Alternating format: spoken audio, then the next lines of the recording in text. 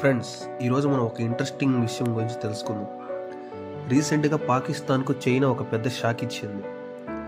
ఎన్నాళ్ళుగానో కలగా భావించిన main line 1 railway project నుంచి చైనా ఒక్కసారిగా వెనక్కి తగ్గింది. ఆ ప్రాజెక్ట్ కంప్లీట్ అయితే పాకిస్తాన్ ఆర్థికంగా పుంజుకుంటుందని అందరూ నమ్మారు. అసలే ఇది చైనా పాకిస్తాన్ ఆర్థిక కారిడార్లోని అతిపెద్ద ప్రాజెక్ట్. కానీ చివరి నిమిషంలో చైనా హ్యాండ్ ఇచ్చేయడం ఇస్లామాబాద్కి నిజంగానే గట్టి దెబ్బ. మరి పాకిస్తాన్ అంత ఆశ ఎందుకు పెట్టుకుంది? ML1 లైన్ పూర్తయితే సరుకు రవాణా దాదాపు విప్లవంగా మారేది. బలూచిస్తాన్ నుంచి రాగి, బంగారం సులభంగా ఎగుమతి చేయొచ్చు. పరిశ్రమలకు కావలసిన ముడి సరుకులు కూడా తక్షణమే చేరేవి. దీనివల్ల ఎగుమతులు పెరిగి విదేశీ కరెన్సీ ప్రవాహం పెరిగేది. మరి చైనా ఎందుకు వెనక్కి తగ్గింది? నిజానికి గ్లోబల్ వాణిజ్యం ఒడిదుడుకులు, ట్రంప్ టారిఫులతో చైనాకే బరువైంది.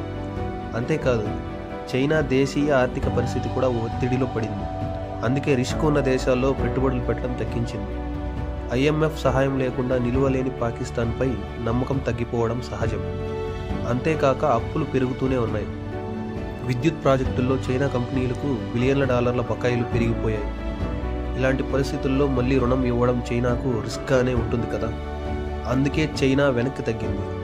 ఇది కేవలం ఆర్థిక నిర్ణయం మాత్రమే కాదు, వ్యూహాత్మకంగా కూడా పెద్ద నిర్ణయం.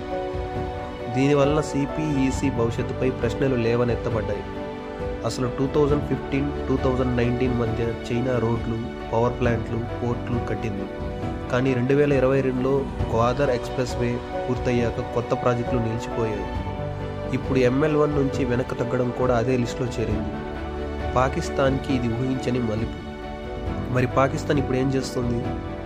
దారి తప్పకుండా ఏషియన్ డెవలప్మెంట్ బ్యాంక్ ADBని ఆశ్రయిస్తోంది.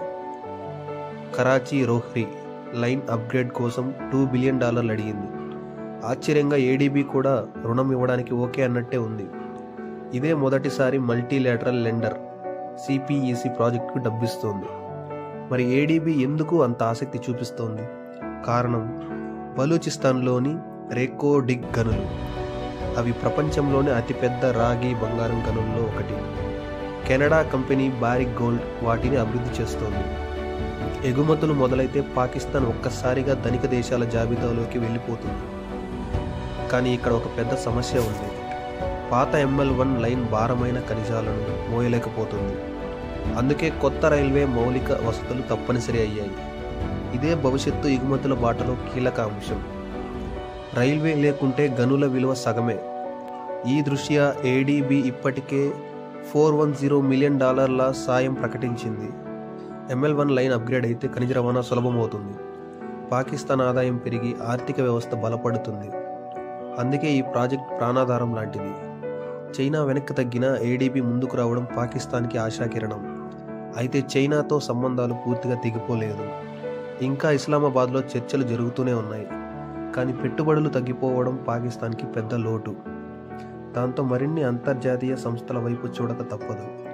మొత్తానికి ఈ ML1 ప్రాజెక్ట్ పాకిస్తాన్ భవిష్యత్తు ఆర్థిక దిశను నిర్ణయించే పరీక్షగా మారింది.